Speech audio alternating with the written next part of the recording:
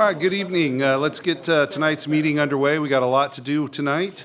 We'll start our meeting, as always, with the pledge to the flag. I'll ask Director Barnes to lead us in that. I pledge allegiance to the flag of the United States of America and to the republic for which it stands, one nation, under God, indivisible, with liberty and justice for all. Thank you very much, Director. We'll start with the Metro Cable announcement. The open session meeting is videotaped for cablecast on Metro Cable 14. There's a replay on Saturday, August 12th, 2017 at 12 noon, and Sunday, August 13, 2017 at 9 a.m. on Channel 14. The webcast is at www.sacmetrocable.tv. The open session meetings are also available for viewing on the district website at www.metrofire.ca.gov. Now is the opportunity for members of the public to discuss matters of public interest within the district's jurisdiction, whether or not on the agenda. Do we have any speakers? There are no speakers this evening. Outstanding. We'll move on to the consent calendar, and before we take questions or comments from members of the board, I would just ask Chief Arms if you'd talk about a couple of the items on the consent calendar. Sure, there's two items that are on there. Item number 2, which is the WestNet server, and the item number 3, which is the extrication equipment. And I think if you look at the two of them, they are very important. That the first one with the WestNet server, the impact that it will have with the new dispatching system. And it's key for us moving forward, and really what it allows us to do is that we spend a large amount of money to put the new dispatching packages in stations. But one of the things that this will allow us to do is do multiple dispatches at the same time. So when we truly look at our ability to reduce response time, and one of those key elements is the ability to get the notification to the stations. This one here, what it'll do is if there's 5 calls that are waiting to go out, all 5 of those calls will go out at exactly the same time. The company within the MDT on the vehicle and the station will be notified. It'll take a little bit of time for the dispatcher over the radio to catch up, but what it does is it reduces response time, which will have a huge impact. The other item you saw when Rescue 21 was down here, we had a new equipment, and I think the way we normally talk about them and people know about it is the Hearst tool, or the Jaws of Life. We've had 6 units that are ready for replacement, and they're over 10 years old, and we have the opportunity to replace those. The one thing that you will see is that Jaws of Life really was, if you think of that old 1970 car and being able to open a door on it. Today, the diversity of the equipment is that the cars of today are made out of different levels of metal. You have airbags that are in there. You look at the side doors. The equipment today is a lot more technical to be able to do the job that we do out there. Both of them will have a huge impact on our service delivery. Both of them are at opposite ends of the spectrum, but both of them will have a great opportunity for us delivering service to the members that are in the field. And there's a whole bunch of them here that will be using both ends of that equipment. Thank you, Chief. And just for the benefit of people who might not know, you talked about reducing response times, the need for the server to reduce response times. What is important about getting response times down? You know, there's a couple different, there's 3 main categories on response time. It's call taking, so the call that comes in and the dispatcher takes the information, identifies the location, identifies the emergency, and gets it out. The next portion is our ability to notify the crews, and that the crews get on the notification, go from wherever they're at to the apparatus, and the last portion of it is actually over the street driving. So when you look at those, each one of them will look as a category of how to reduce that 911 call when it first comes in and process. The next one is getting the call out, being able to get from the station to the vehicle, and the last one is the response. And again, if you look at the fire side of it, a fire will double in size every 30 seconds. If you look at the medical side of it, and if you look at a patient that's not breathing, and we talk about that golden first 4 to 6 minutes of our ability to get there and start oxygen or CPR or start those basic things. So this money for the server is going to go to help shorten that time and hopefully save some more lives. Exactly. Outstanding. Thank you, Chief, for that preface. Do we have any questions on the consent? Mr. Chairman, I would move the consent agenda as presented. Second. We've got a motion and a second. Can we get the vote, please? Director Gale. Yes. Gould. Aye. Orzali. Aye. Barnes. Aye. Sheets. Aye. Clark. Aye. Kelly. Aye. And Wood. Aye. Motion passes. Moving on, we have a presentation, Chief Harms and Deputy Chief Bridge.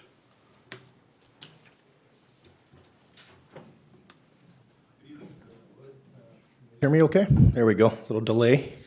President Wood, fellow board members, Chief Harms.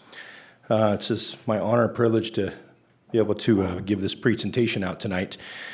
So I'm just going to take a few minutes to share some words about this outstanding crew members, and also take a moment to share some video footage as well. So here at Metro Fire, we do take great pride in recognizing the accomplishments of our members. When an individual or crew goes above and beyond, it is my great honor to recognize them at our annual awards luncheon. Although in this case, due to the level at which these individuals performed, I've asked them to come to a board meeting where I can publicly acknowledge their accomplishments. The commendation of valor is given for an individual's outstanding performance and bravery in saving a life while on duty. We are proud to announce that Captain Josh Leonard received this award for his extraordinary life save on a call last September. And just to show you the commendation valor, I'm going to be bringing Captain Josh Leonard up with his crew members. I don't want to single him out because I know true crew member that he is back there. I want to leave him with his crew for a moment. We'll have him come up shortly, the rest of them. On September the 9th, but before I do this, before I read the rest, let me just, let's get this thing going with some video. This is some good footage of one of our news channels here. Let's get that. Let's see if I got that. Oh my God, we were scared to death. I opened my door and it was black in my apartment. That was a neighbor evacuated as an apartment next door on the second floor of this complex was engulfed in flames. The small child inside there, I mean, we wanted to go in. Officer David Morans of the Citrus Heights Police Department and two of his fellow officers were first on scene. Learning that an 8-year-old boy was trapped inside, they tried to make their way in, but had to make a split-second decision. We just couldn't get through that door with the heat and the debris. As Sac Metro Fire arrived and took over, the boy's parents frantically searched for their son.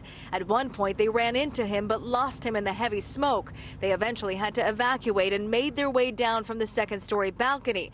Two other neighbors also had to be rescued. Ultimately put ladders to the building. Fire Captain Joshua Leonard says all he could think about was finding the child. Making his way through the heavy smoke and flames, he found the boy. When I picked him up, he was completely limp, so I knew he wasn't responsive. I didn't feel him breathing as I was carrying him. Leonard says the child's location in the house was like a miracle corner, tucked away from the flames. He was on the floor next to his bed in a room with the door was closed.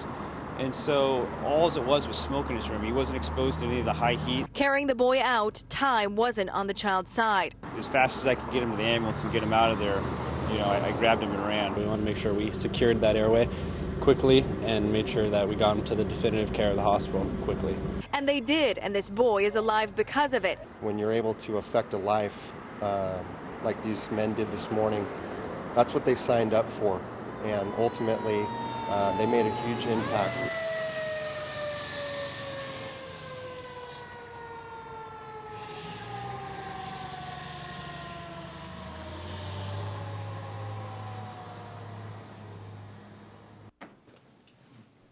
Okay.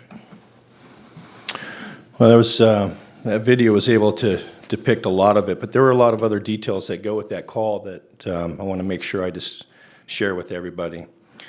It was on, again, it was on September the 9th, 2016. Engine Medic and Rescue 21 and Engine 23 were dispatched to 7673 Greenback.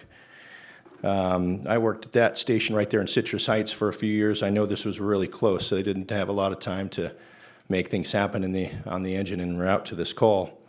But upon arrival, it was reported that the 8-year-old boy was trapped in the second floor apartment unit with active fire in the apartment, heavy smoke showing.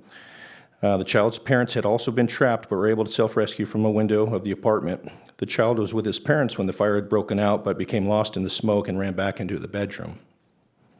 He was later to be discovered lying next to his bed. Engine 21, staffed by Captain Leonard and Jaden Fitz and firefighter Stephen Powers, were the first ones to arrive.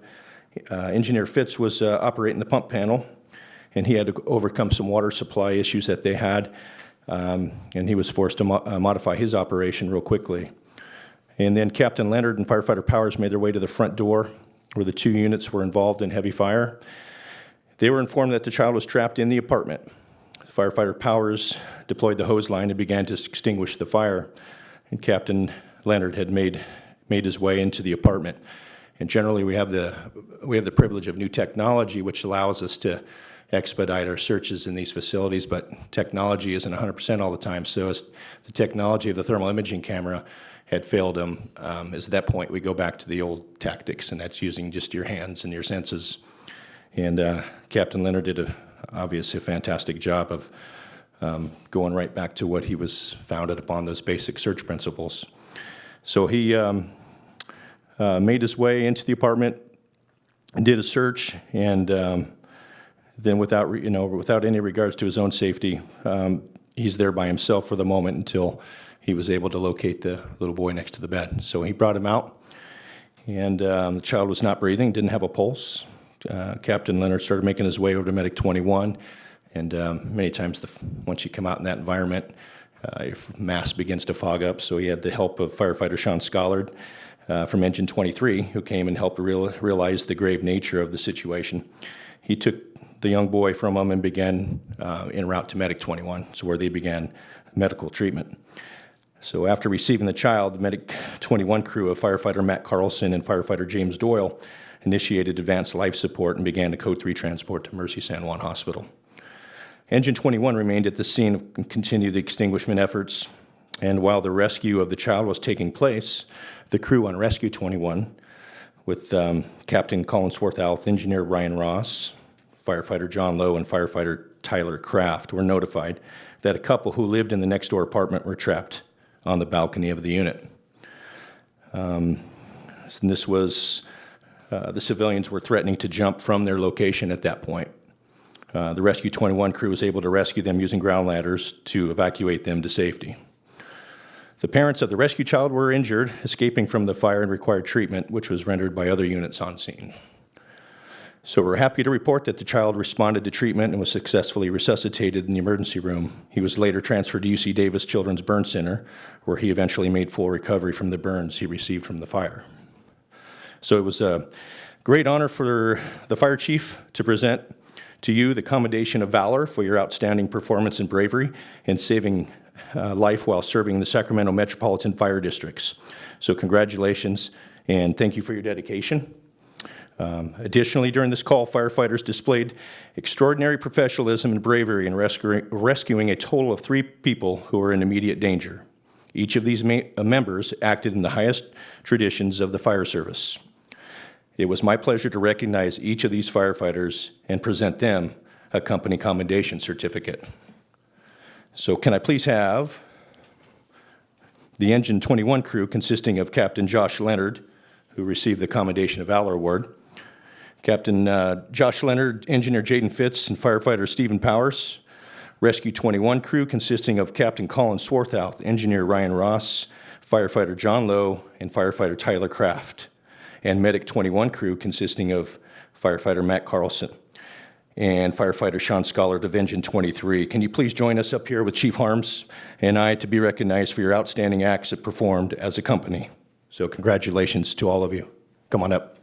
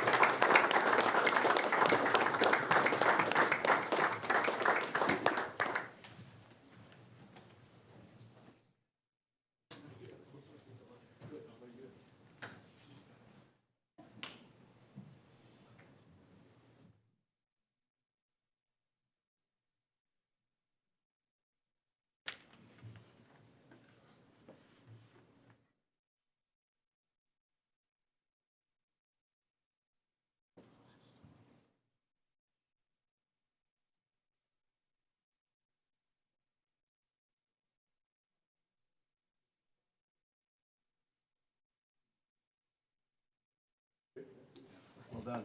Thank you, gentlemen. All right, these fine gentlemen are in service, actually back in service right now, so I want to get them on the road. And gentlemen, thanks so much for coming down and sharing this moment with us. We appreciate that.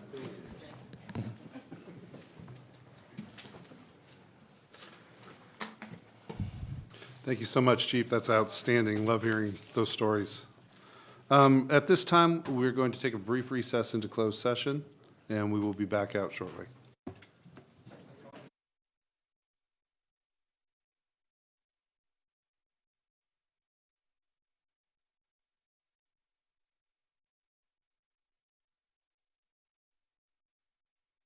Well, thank you all for your patience.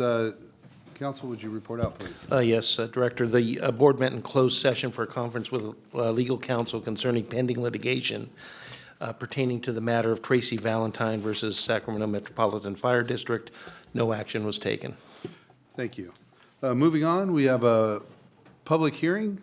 Before we get to the presentation of the public hearing by CFO Thomas and Assistant Chief Hine, Council, I believe you have something to add.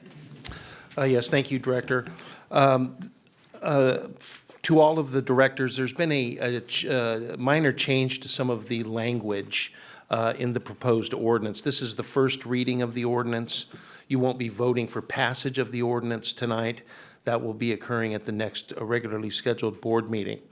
However, the changes to Section 5 of the proposed ordinance, the language was changed in order to clarify the reasons behind the fee ordinance and to clarify the intent of the district in seeking to impose an increase in some of the fees that are subject of the ordinance. I'd like to read into the record as required what the new language of the Section 5 is now reads, and it reads as follows. The fees and charges imposed by this ordinance are for the purpose of meeting operating expenses in connection with the services provided for the particular activity referred to in each charge. These include costs for employee wage rates and fringe benefits, supplies, equipment, or materials related to the service being provided, and the cost to maintain the particular service within existing service areas. End of the quote, and that's all I have unless there's any questions. Do you have any questions for council on those changes? Thank you. As CFO Thomas and Chief Hine come to the podium, I'll read off the public hearing procedure. We're going to start off with their presentation. Then there will be the opportunity for members of the board to ask questions of staff. Then we will have the opportunity for members of the public to speak in support of the ordinance. We will then have questions from the board, if any, of those speaking in support. Then there will be an opportunity for individuals to speak in opposition to the ordinance. And we will then have an opportunity for the members of the board to question those individuals. Not finally, but after the public speaking's over, we will have an opportunity for staff to rebut comments made by the members of the public who spoke. And then there'll be public input on that rebuttal, if any, at that time. And then finally, we'll close with board comments, discussion, but we will not vote tonight. The vote will be on August 24th. So with that, it is yours, Amanda. Good evening, and I actually think that Chief Harms would like to make a few remarks before I begin. So I'll turn it over to him. Thank you. Board members, tonight we're bringing to you is the ambulance fee adjustment. As I became the fire chief, there was a number of things in meeting with staff and with CFO Amanda Thomas about the financial side. And one of the things that we identified was that the last time we had looked at the fee for services was 2012. So over the last 5 years, there was a number of changes and a number of expenses that have increased during that time. And so we went through and internally looked at it and then externally hired an outside consultant firm to look at our fees and to bring those forward to us. So they'll present that to you today. But the other thing that we wanted to do was not to wait 5 years and to be able to look annually at what is our cost for services and does there need to be any adjustments for that. During this past of about 6 or 7 months, I'm very happy with the work that the Randy and the EMS division has done and what Amanda has done on being able to go through and make sure that we cover everything and make sure that we cross the T's and dot our I's on the financial side and the expectation as we move forward. So thank you, and Amanda, it's all yours. Thank you. And good evening, directors, Chief Harms. So in terms of the presentation that we're going to go over this evening, I'm going to talk a little bit about the background and the context surrounding the proposed adjustments that we have, and then I'll turn it over to Chief Hine, who's going to talk specifically about what we're recommending tonight. So just to talk first a little bit about what our goals are. Essentially, there are 3 goals for this ordinance that will adjust the rates that are charged by the district for medical aid and ambulance transport services that are provided. The first of those is that we want to align our current cost recovery with our actual operational costs to provide the services. Secondly, the ordinance would establish annual fee adjustments that are based on a published index, and that adjustment would be aligned with our fiscal year budgeting process. And then finally, we anticipate that, as we're doing here tonight, we would, at regular intervals, every 3 to 5 years, review the actual cost to deliver the service and make any necessary adjustments to ensure appropriate cost recovery. So in terms of background, as Chief Harms said, the last adjustment to this rate schedule was in 2012, and that was by ordinance in 2012. Since that time, the district's medical transportation service costs that's reported to the state of California in connection with the GEMT program has increased more than 30% between fiscal year 11-12 and fiscal year 15-16. I do want to point out that these costs that we report for GEMT are somewhat more narrowly defined than we would consider our overall total EMS costs, but looking at the trend in this category really is an indication of the overall trend in our cost to provide EMS services. So just to give you an idea of what that looks like, in fiscal year 11-12, we reported total medical transportation service cost of about $32 million.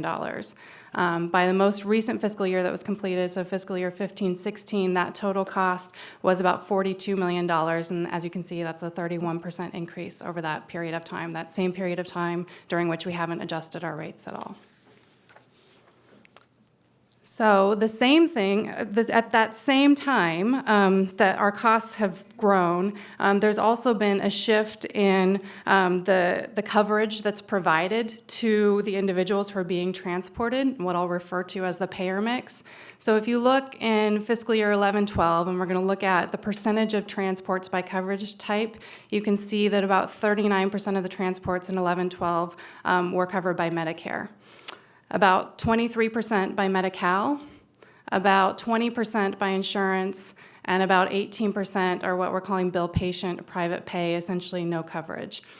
If you look fast forward to the most recent fiscal year reported 15-16, you can see that our Medicare percentage remained relatively consistent at about 40%. But that Medi-Cal slice of the pie really grew. So that went from 23% in fiscal year 11-12 to 33%, about a third of total transports in fiscal year 15-16. And one of the primary reasons for that is the different eligibility requirements under the Affordable Care Act. So you have people who are Medi-Cal eligible in 15-16 that were not in 11-12, and we're sort of seeing some of the results of that. What that also meant, however, is that because Medi-Cal is taking up a larger share of the pie, our insurance share of the pie went from 20% down to 17%, and then that bill patient went from 18% to 10%. So really you can see that there are people who either previously had insurance who went to Medi-Cal or previously had no coverage that went to Medi-Cal that's accounting for that growth in the Medi-Cal category over that period of time. The reason that that's important for us as we talk about cost recovery is that we see we see drastically varying rates of recovery based on payer type. So what you're seeing here are the average payments per transport by payer type. And the reason that you see the difference is that there are caps for Medicare and Medi-Cal. So Medicare cap is about $460, and you're seeing that we receive an average payment per transport that's consistent with that cap. Medi-Cal has a lower cap, and as you can see is our lowest average payment per transport. That cap is $168. Then when we get to the private insurance line, that green bar there, you can see there we're generally recovering the charges associated with the transport. And then finally, when we get to that bill patient line, we are generally not recovering charges associated with the transport. So who's paying really has an impact on how much is ultimately paid and how much cost is recovered. We can really see that impact when we look here. This is the same pie chart that I showed you on the other page. So this is the breakout of transports in fiscal year 15-16. If you look at how that translates into payments, you can see that the 40% of transports that are Medicare represented about 33% of the total payments received. That 33% of transports that are Medi-Cal represented only 9% of the total payments received, again, based on that low cap for Medi-Cal. And then you see the bulk of our payments are actually coming from insurance, where we're able to recover the full charge associated with the transport, and then a much smaller amount coming from that bill patient category. So when we look at this, and I think it's also important to note that total pie there of payments in fiscal year 15-16 represented about $31.7 million in total payments. If you remember where I started this, our medical transportation service cost, which again is kind of a narrowly defined cost category, was $42 million. So there we already have a gap of about $10 million in terms of our cost recovery versus our costs. Really, the opportunity that we have to close that gap is going to be, within that insurance category, which is representing, as I said, about 56% of our payments today, and that's where the increased charges would result in increased cost recovery. So with that, I am going to turn it over to Chief Hine to talk to you about what is specifically proposed in terms of those adjustments.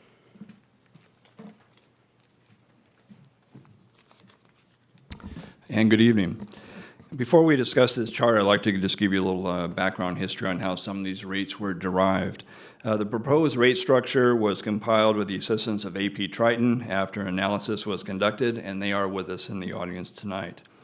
The rates were determined by calculating the total cost of services. These costs include both the direct and indirect cost of service delivery. These categories of rates are based upon a nationally recognized criteria set by CMS, or the Center for Medicare Medicaid Services. Also, the California Health and Safety Code, Section 13916, gives the district the authority to enact these fees. Looking at direct costs, these include personnel, ambulances, equipment, supervision, billing, dispatch, and supplies. The most significant cost as recognized by CMS is the cost of readiness, which is a direct cost of the need to staff units when they are not assigned to calls. Now, some indirect costs include shared services such as human resources, finance, IT, and the fire stations themselves. So now we'll go through this chart and review the categories listed here. So if we look at the first responder fee, this fee is applied when a Metro Fire first responder unit responds to a medical aid, assesses the patient, provides patient care report, and the patient is transported. The treat no transport category, the fee is applied when a patient is assessed, treated, and chooses not to be transported to a local hospital. These bundle rates that you see listed in the third and fourth position was done in 2012, is when this bundling model was utilized. This process has made it more efficient for members to enter data into the EPCR system and versus inputting up to 55 items on a very involved incident as they go to document those calls. The bundle rates include such things as IV and airway supplies, medications, and soft goods. Now, some additional fees that are not listed here is for district apparatus emergency response standby cost, patient assistant request for profit care facilities, cost recovery for any agency that requests medical standby. And those additional fees were approved by the board under Resolution 2016-061 under miscellaneous fee schedule. So while these fee adjustments represent a 25.8 increase over the last 5 years, or approximately 5% a year, our actual costs, as CFO Thomas mentioned, have actually increased 31% over that same time frame.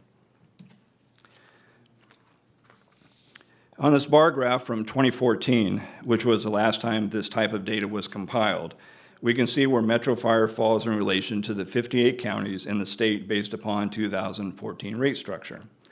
So no doubt these other counties have increased their rates since 2014 as well. Several of the regional agencies are in process or will soon be in process of adjusting their rate amounts as well. Now, only 2 of these counties that are listed here are subsidized by the respective counties for ambulance transport, and those are Santa Clara and Alameda. So as we look at the rate we find for the proposed rate listed in red there, we can see that we are in keeping with even 2014 numbers, and that all those other agencies, again, probably have realized an increase in their service fee that they're charging for ambulance transport.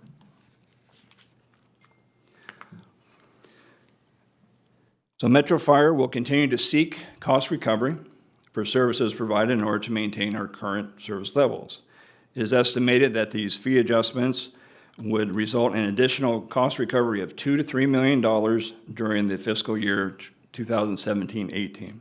So based upon this information presented, staff recommends the adoption of Ordinance 2017-01 that would amend the ambulance fee schedule as proposed. That will end our presentation, and at this point, CFO Thomas and myself would be happy to entertain any questions you might have. Moving on, do we have questions from the board for either Chief Hine or CFO Thomas? I have just one. Director. If there is an area vac, would the cost be different? I'm sorry, Director, if you could repeat this. Area vac, would that be different? A cost would be more? For Airlift. for an air ambulance? Within Metro Fire, we utilize Metrocopter 1 for some of our transport, but if there is any, we also have Reach and CalStar in the region that we would use. And if we were to use an outside agency, those costs would be reflective of whatever those agencies charge.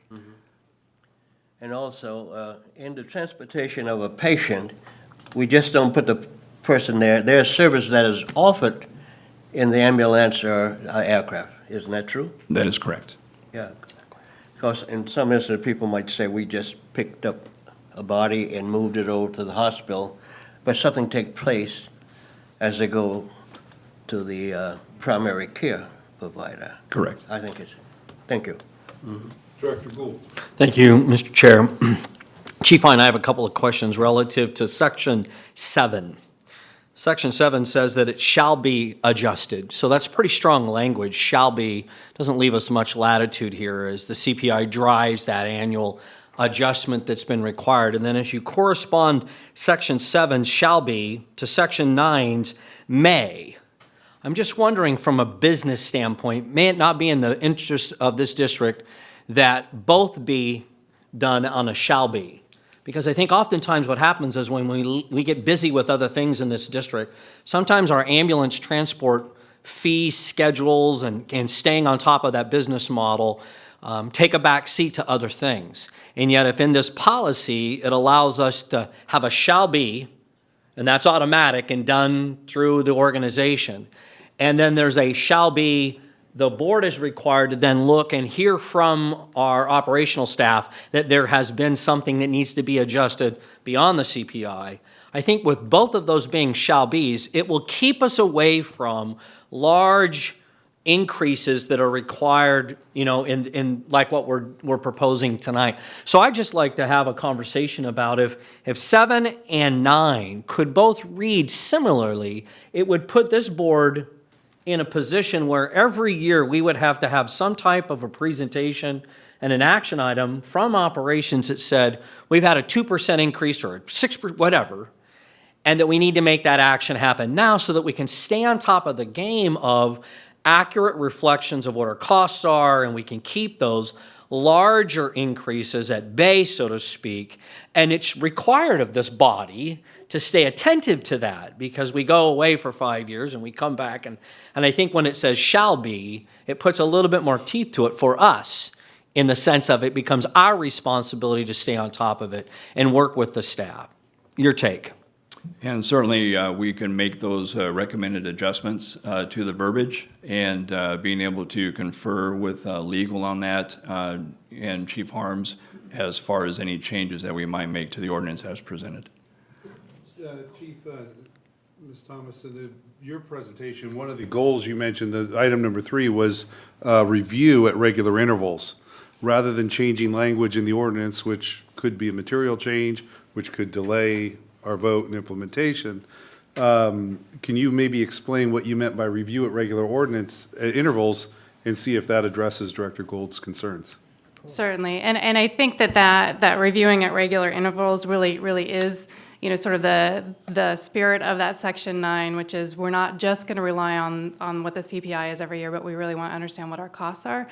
It may address your concern, Director Gould, that in Section 7, we will be before the board every year for that Section 7 adjustment. So that really is the opportunity to ensure that the board is acting every year to address the cost recovery and being aligned with costs.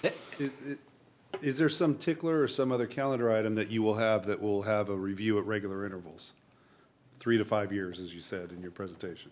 Correct. So the idea is that every year we will be before the board with the adjustment relative to the CPI. And then in the 3 to 5 year regular interval period, we would take a more holistic look at what is our cost data and how does that translate into what our cost recovery rates should be. So I think we're saying the same thing.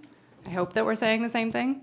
Well, Mr. Chair, if I could, and this is part of that conversation that we're having today, is when you say you'll be before the board on July 1st for CPI adjustments, that's automatic. Mm-hmm. Whatever the CPI is, the CPI is. We're basically not negotiating that. And I think maybe this language could be tightened to say, and at the same time you're doing that, if there are any other fees on an annual basis, we'll have that conversation in the same evening. Because I'm afraid that one is annual, so that's set in stone, July 1, you're going to be here, we're going to go, whatever it is, boom, it's automatic.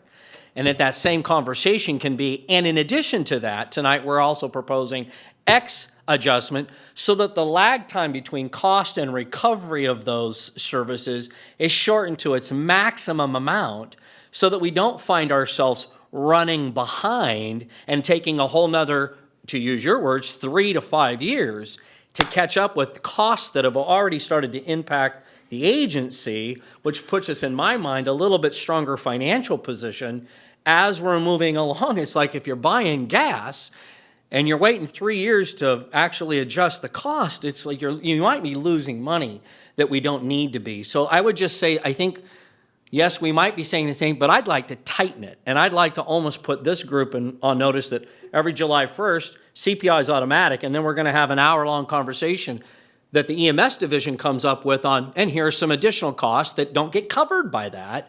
Boom, we approve it. We're now going to get a whole, season of recovery of costs before maybe it triggers a conversation 18 months or 24 months after the actual costs are occurred. So mine's just a tightening and making this may to shall be. Understood. If I may. Right. John, one of the comments was, is that possible? Is that sort of thing possible? Well, you could change the word may to shall in Section 9, but if that's all that's being done, you're binding the board to actually revising the fee schedule, and either up or down or whatever the board would elect to do, which would require a public hearing and notice like we're going through now. And so it would then read the board of directors shall from time to time revise this fee schedule, and I don't know whether that's something the board would want to bind itself to do. One purpose of the CPI was to have for the automatic increases according to the CPI without having to come forward to the board on a public hearing. So I just point that out, that that's one of the effects of changing the word may to shall. There's certainly nothing wrong with leaving the language the way it is, and giving the board the latitude and the discretion to make revisions in the fee schedule after a properly noticed public hearing like we're having now, if there's certain charges that are going up faster than expected or were unanticipated at the time of filing this ordinance. That would seem to be a good thing. And there's nothing wrong with having that, while at the same time, though not stated in the ordinance, have a directive from the board that we do want to have as a mandatory directive that we have this issue subject to review so that we can decide whether or not we want to exercise this discretionary provision to revise. Well, that would kind of kill two birds with one stone. That directive would get me what I would like to see happen so that we don't fall victim to what we've had in the past. So that's fine too. And I think one of the things that we were really looking at was that we can look at it as an organization and say, this looks to be keeping up with increases, but the 3 to 5 was a lot of that we've negotiated a new contract with 522 or with the members, and we need to be able to sit down because I believe a portion of it will be predictable when we see there's been a big jump in our labor costs. And to be honest with you, 80-some% of our cost here, a lot of it is labor, and that we can look at that. And that was where we kind of looked at somewhere between 3 and 5, doing a full assessment and coming back to the board with that and feeling that each year gave us an opportunity that we shall do those. And that was kind of the thoughts that were behind it. Director Roselli. Well, this is just a question about if there are other fees that should be reviewed on an annual basis, then perhaps we designate a time in the year, July 1, to review all the fee schedules so that it happens annually and it is comprehensive. Just a thought. Director Barnes? Did you want to respond to that? Oh, I'm sorry. No, it's okay. Thank you. Yeah, my interpretation of this in section 9 was the may. The shall will come in July 1. May will be, we may not have to revise it, right? Whereas if we shall, then there sounds like there has to be some form of action to make an adjustment either to increase or lower.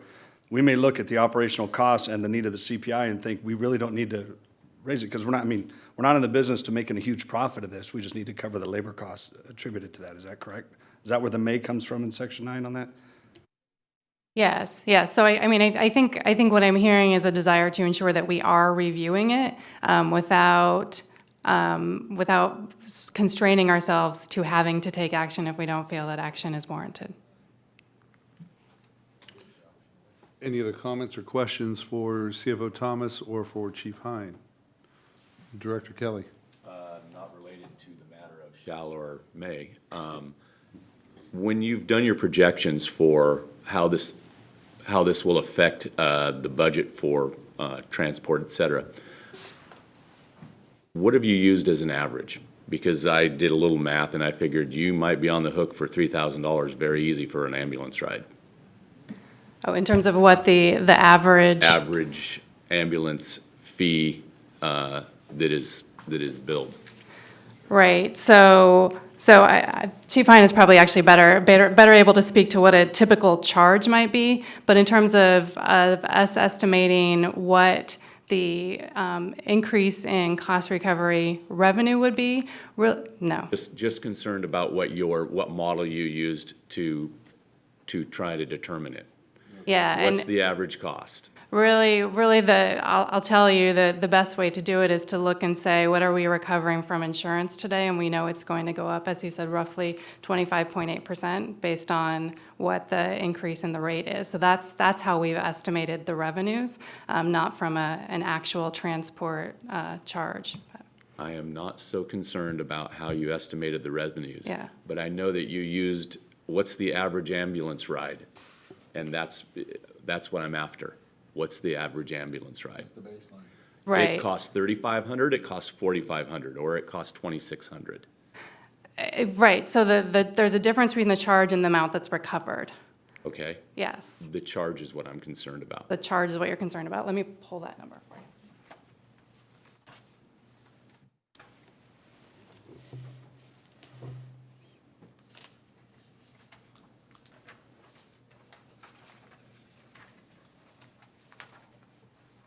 I mean, I did the math on the charges that you had there, and, you know, if you had the fee, if you had the oxygen, if you had the ALS, if you had, you know, $100 worth of mileage, et cetera, it looks like it's about $2,600 to $3,000. I just wondered if my math was correct, or if there's some other stuff going on there that's not apparent. I want to know how badly I need to stay healthy so I don't have to take an ambulance ride. Well, I mean, I think one thing that's important, I think, for everyone to understand is when we talk about coverage, the Medi-Cal beneficiary isn't paying the difference between what Medi-Cal is covering and what's being charged. And similarly, somebody who is covered by insurance is typically paying their deductible or whatever co-pays are associated with that. So the impact to the individual is really when we look at that bill patient category, where a lot of times that is not being recovered. You know, and if there are financial hardship issues, there are ways for the district to waive that. So I apologize, I was in the middle of doing my calculations and I lost my train of thought.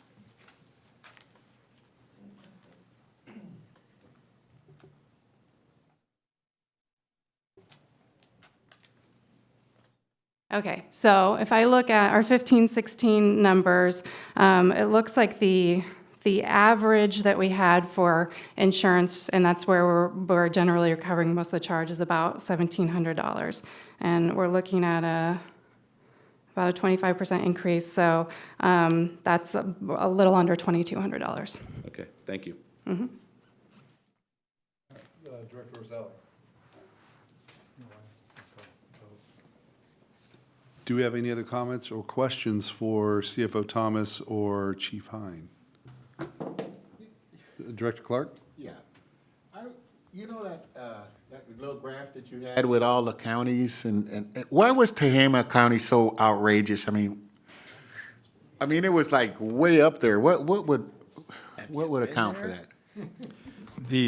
From the data we have, because of the geography and the remoteness and the rural community that is served there, from the data we have, that would be the primary reason why we see such a high rate. Huge compared to all the others. That was just my curiosity of it. Okay. Director Sheets? So because of the geographical area, you would probably use more air ambulances for that golden hour? Yeah. And More than likely in that service area. Makes sense, yeah.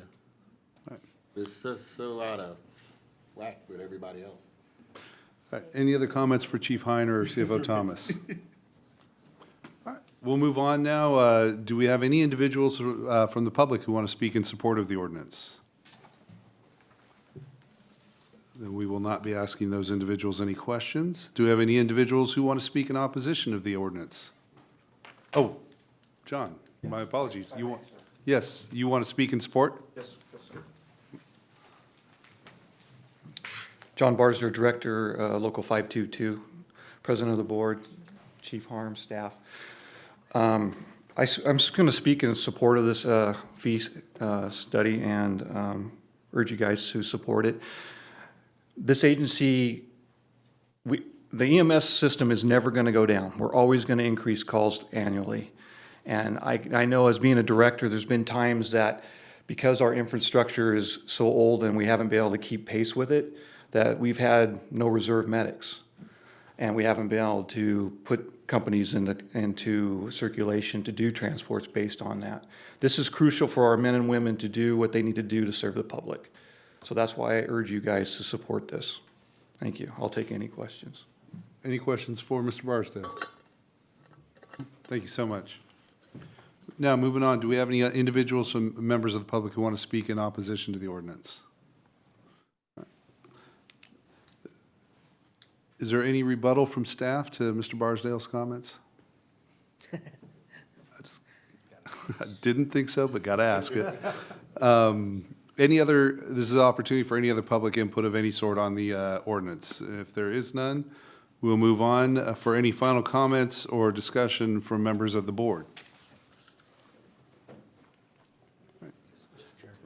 Yes, Director. I was just going to say, I really think that this is a great opportunity for us to tighten up the business model that EMS represents for this organization, and I'm glad to see it being done, and I'm looking forward to it being done in a more cyclical nature, because this is a large portion of what we do, and we need to keep it really tight. So thank you for all the time that staff have put in to getting us to this point and having an initial public hearing, and I look forward to the 2 weeks final hearing and moving this along so that we can get these fees adjusted appropriately. Thank you very much. All right, that will close the discussion on this. We will not vote tonight on this ordinance, but we will vote at the next meeting on August 24th.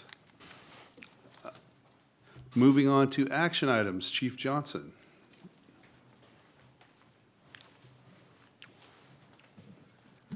Good evening, directors. Chief Bridge has limited me to just 30 words, so I'm going to try to meet that for him. Wow. Assistant Chief Maurice Johnson, your fire marshal. Before you tonight is a retroactive agreement for McCullen Airport Aircraft Rescue and Firefighting Services, better known as ARF.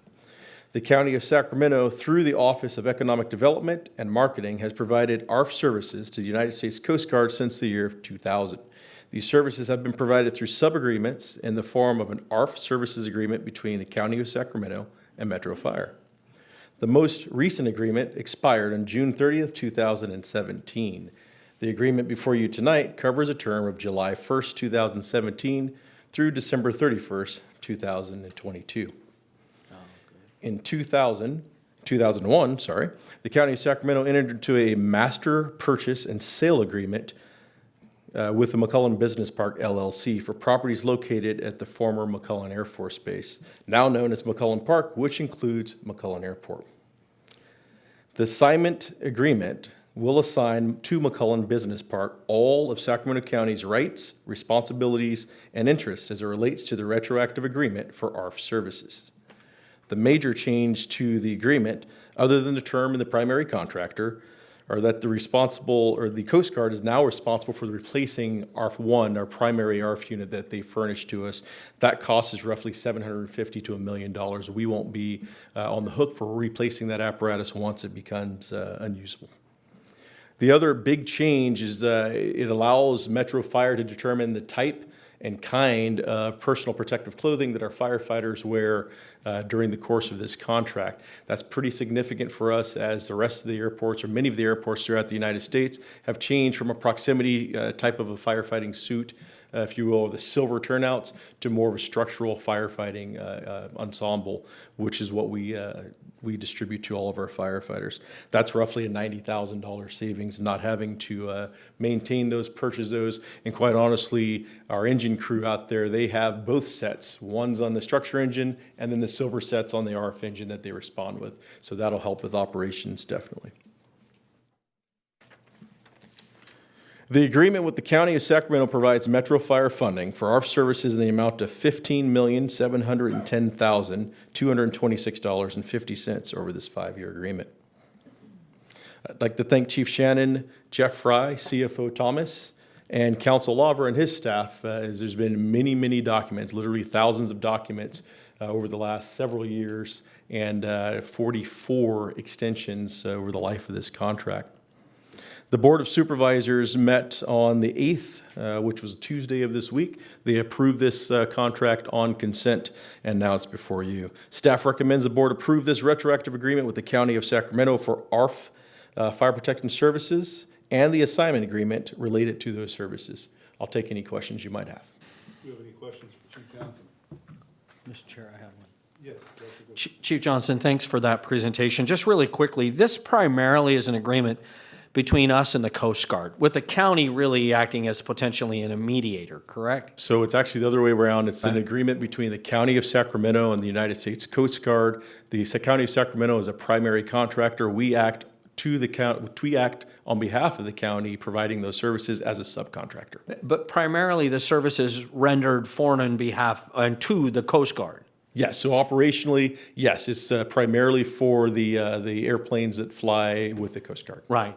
And is there anything in this particular contract or in consideration for the escalation of risk that's going to occur at McClellan Park as more and more flights come and go out of that facility? We can only expect that risk would increase.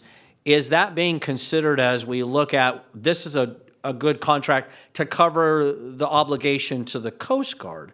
Yes. Are all these other agencies that are landing and taking off at the McClellan Park just benefiting from that?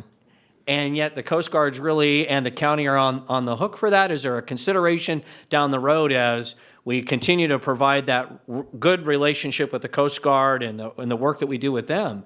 But as we see more and more aircraft come and go out of that facility, are we looking at how we're going to build that out because of the risk? Is that even on the table? So yes, yes, yes, and yes. Excellent. So Thank you. when we look at the entire contract, as it stands today, it's with the County of Sacramento. Once that's assigned to McClellan Business Park, they're a business or for profit, that is a conversation that's being had with all of the users within the McClellan Airport who use that on a daily basis.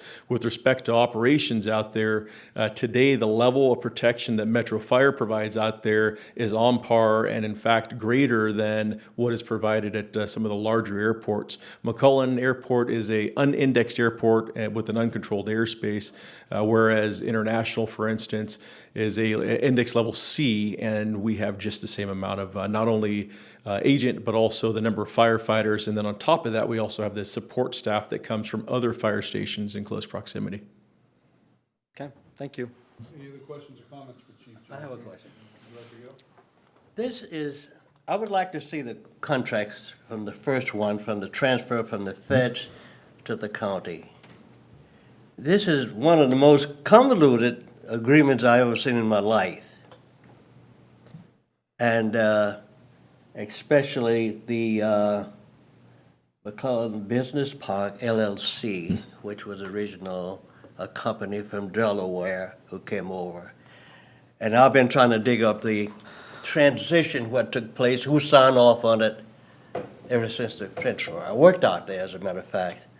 And the amazing thing is that McClellan Park did not pay any taxes until 2016, and they're supposed to be the owner of it. Now, some of the other sites there, the commissary, Coast Guard, it's federal, plus some VA activities out there.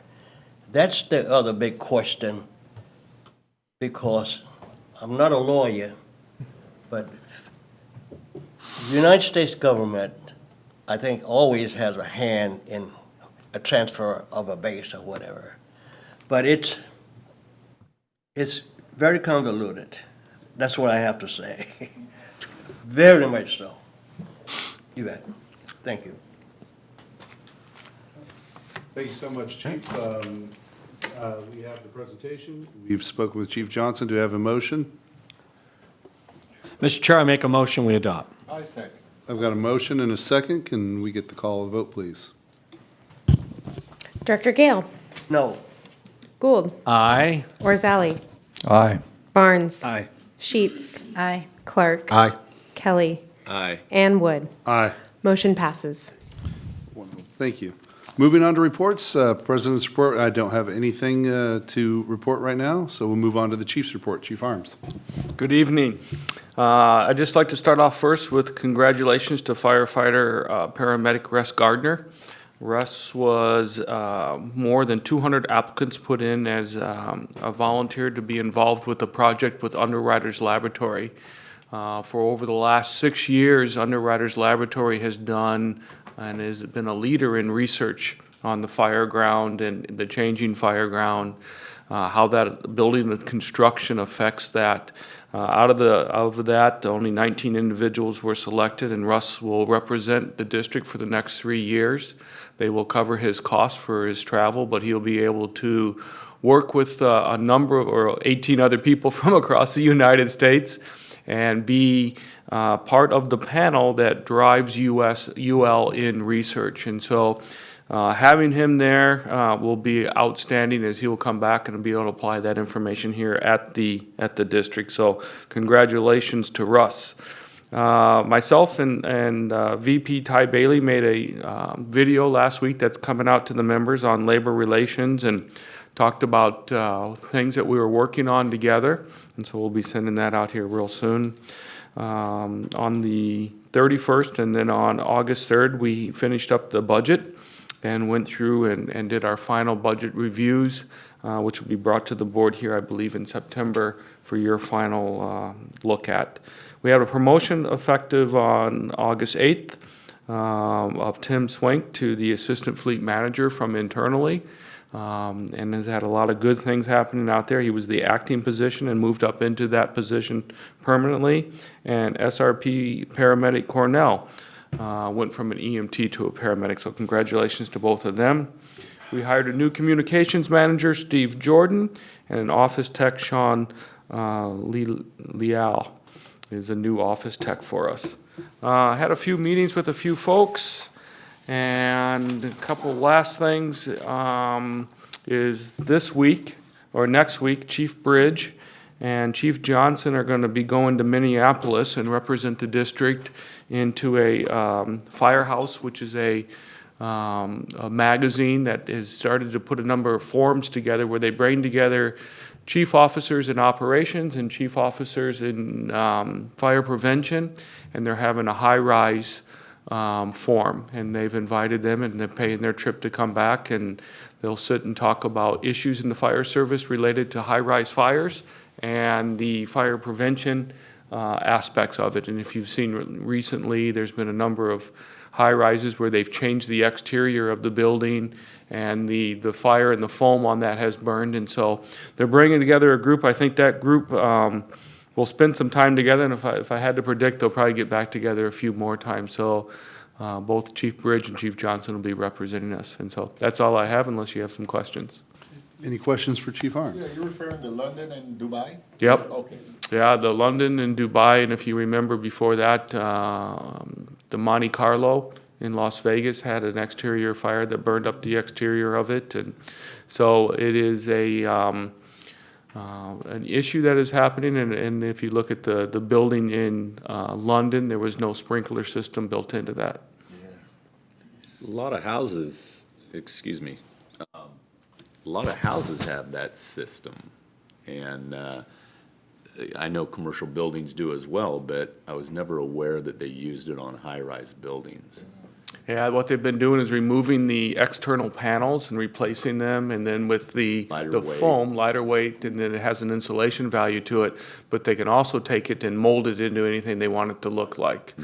A lot of times, if you look at residential, what they have done with it is they'll use the foam backing, cover it with chicken wire, and then put stucco on it. So if the fire gets up underneath there, it can burn in between the studs in that portion. But we don't see a lot of that as much as you do just when it's on the external. Right. All right. Thank you. Any other questions for Chief Harms? Wonderful. Thank you, Chief. Chief Bridge? Okay, thank you, President Wood. Board members, short report tonight, just more of an update with our resources. Good news is they're almost all home right now. We only have about 5 of our members out. They're serving in mostly incident management roles. It's about 5 fires burning to the north of us, very north part of the state, right on the Oregon border, and some of those, our management team members are actually in Oregon. Otherwise, other than that, all of our engines are back home, and so there seems to be a pattern. We're in this lull right now, so that kind of concerns me because just when I go sit down, the phone will start to ring. Call volume, though, otherwise, we had about 16 building fires since the last board report we had, and we're maintaining an average of just under 4,000 calls for every 2 weeks. So outside of that, I'm happy to entertain any questions. Any questions for Chief Bridge? Thank you so much, Chief. Moving on to Local 522 report. Good day. Once again, Director John Barsdale, Local 522. I only have a couple things tonight. I'd like to offer congratulations to Captain Leonard and his crew for the save that they had, and as well as all the other operational folks who participated in that incident.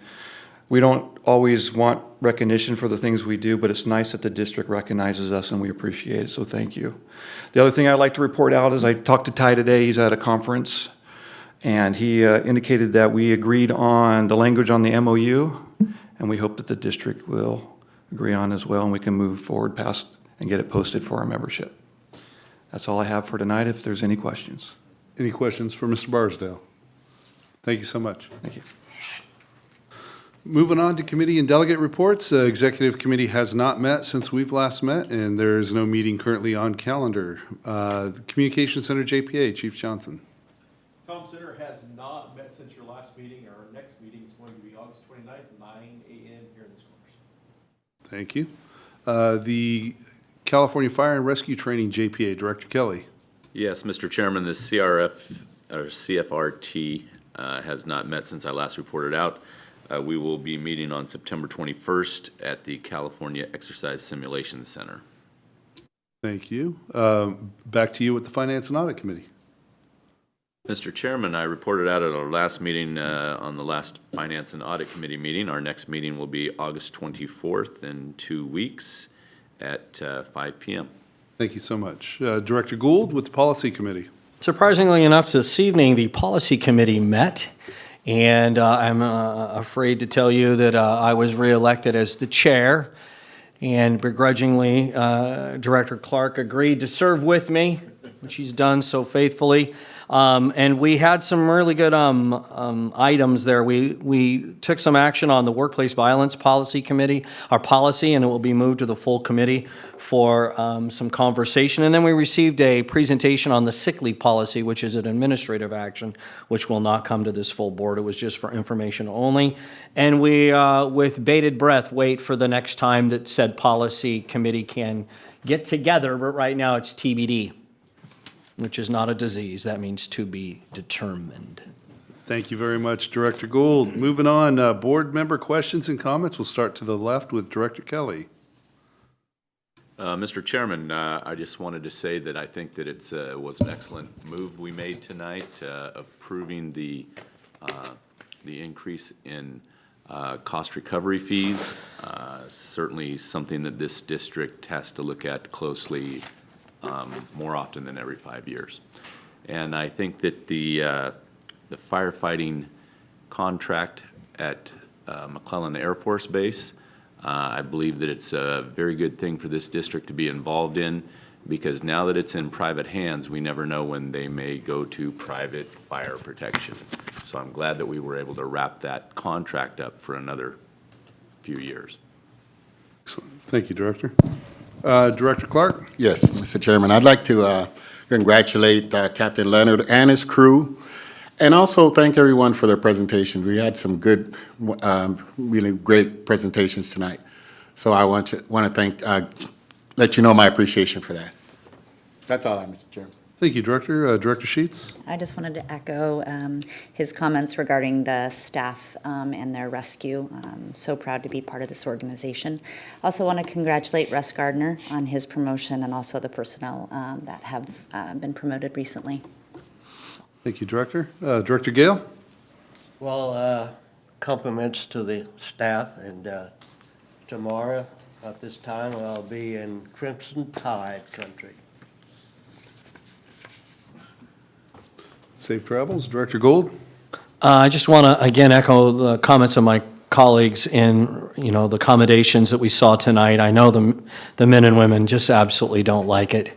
We love it, and we'd like to see more of it. I think it's important that the folks out there see exactly and hear the stories that the men and women do on a day-to-day basis. And so I know it's uncomfortable for them. I saw them fidgeting in the back of the room and wanted nothing more than to leave, but it's actually a great time for us board members to see them come up and be recognized when they do things like this, because despite all of their gear and all of those things, they're still incredibly dangerous experiences that could end the life of any one of them at any time. And I think people really need to understand that. So it's okay for me to see them be uncomfortable. That's a good thing. But thank you, Mr. Chair. Thank you, Director. Director Orzali. I just wanted to congratulate Captain Leonard and his crew. And also I wanted to commend Amanda Thomas for the report she put together. This organization does such brilliant work in gathering data. It is always a pleasure. Thank you. Thank you, Director. Director Barnes? Thank you, Mr. Chair. I know everybody's looking forward to going home, but I'd be remiss if I didn't echo what was being said. But I think in tonight's meeting, we paralleled the importance of this first-class organization, right? We talked about the operations where we saved lives when people are running away. With that operational cost comes equipment cost. Life transport, there was medical aid during that transport, which saved the 8-year-old's life, which is also important. Recognizing our employees, first-class organization, but in that incurs cost. So again, first-class organization on the financial side, the administrative side, defining the need to keep those operations going. So again, another, I would say, a tribute to all of you, the hard work, but I've said it before, first-class organization, well done, and thank you for all your hard work. Thank you, Director. I would just echo what's already been said. Congratulations to Captain Leonard and his crew and Chief. These kind of stories are wonderful to get in front of us. We love seeing them, and I've always said in the past, the commendation of members of the public too are also great. When we get those opportunities, it's wonderful to have that. We have, our next meeting will be August 24, 2017, where we're going to do the second reading of the fee ordinance, and we will vote at that time on that. We will also expect a presentation on one of my favorite things, fire camp. So looking forward to that. With that, we're adjourned. Thank you.